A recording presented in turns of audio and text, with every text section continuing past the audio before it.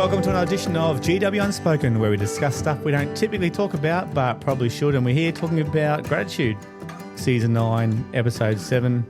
Ooh, controversial one this time. We're talking about gratitude as rebellion. And that means choosing contentment in a culture of more.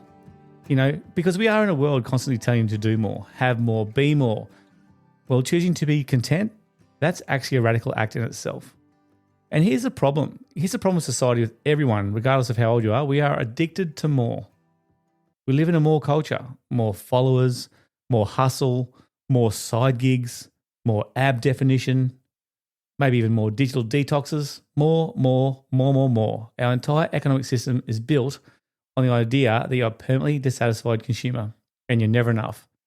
And neither is what you have. Ever notice how after every new phone release, your perfectly good current phone suddenly feels slow and outdated? Or how after a few hours on social media, your whole life feels, well, probably small. And that's not an accident. It's actually by design. There's now research from the National Bureau of Economic Research that shows that consumers are more likely to spend money when they feel inadequate or left behind, which means an entire economy is betting on you never, ever feeling content. And here's why this matters. Gratitude is actually a system disruptor. It breaks a cycle of want, buy, discard, and repeat. It forces you to pause and actually notice what you already have. In fact, a 2022 study in the Journal of Positive Psychology found that people who regularly practice gratitude were 50% less likely to engage in impulse shopping and 30% less likely to compare themselves to others on social media. There's a big one for you teens out there. Gratitude literally rewires your brain to value what you have over what you lack. And that's like installing an ad block in your mind. It's actually the secret ingredient, as Tim Bono says, to happiness. It helps you tune out the constant noise of not enough and focus on what's already here.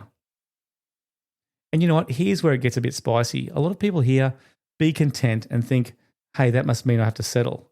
They think it's the same as giving up or being lazy or lacking ambition. But let me say this very clearly. Gratitude is not about settling. It's actually about savoring. You can be grateful for your progress and still want more. You can appreciate what you have and still set bigger goals. You can feel blessed and still have a burning desire to grow. Gratitude isn't the end of the road. It's actually the fuel for the journey. And let's be honest, the journey is often the thing that actually makes us excited once we get to the end result. And if you want a little cheeky perspective, think of it this way. Gratitude is like a giant middle finger to every ad, influencer, and algorithm trying to convince you that you need the latest thing to be happy. It's the ultimate unsubscribe. So next time you see an ad for the newest smartwatch that tracks your hydration levels and texts your mum when you're stressed, just remember, you don't have to buy the upgrade to be an upgrade yourself. You're already enough, even with your old, slightly cracked potato quality phone. So how do you make this a daily practice? Look, here's the plan. Number 1, try unplugging from the noise. Spend 1 day a week free from the more machine. No online shopping, no comparison scrolling, no wish lists, just you, your actual life, and your current reality.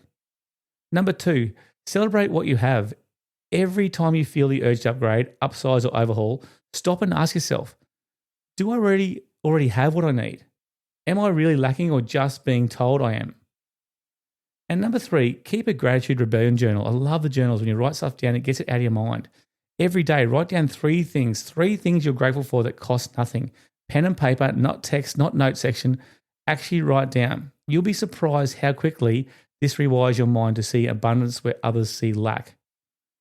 So look, we talked about journal prompt there, but here's 3 more for your journal that we do every single week. Again, a strong suggestion. It's been proven. You write things down, have goals, things get achieved. Here's number 1.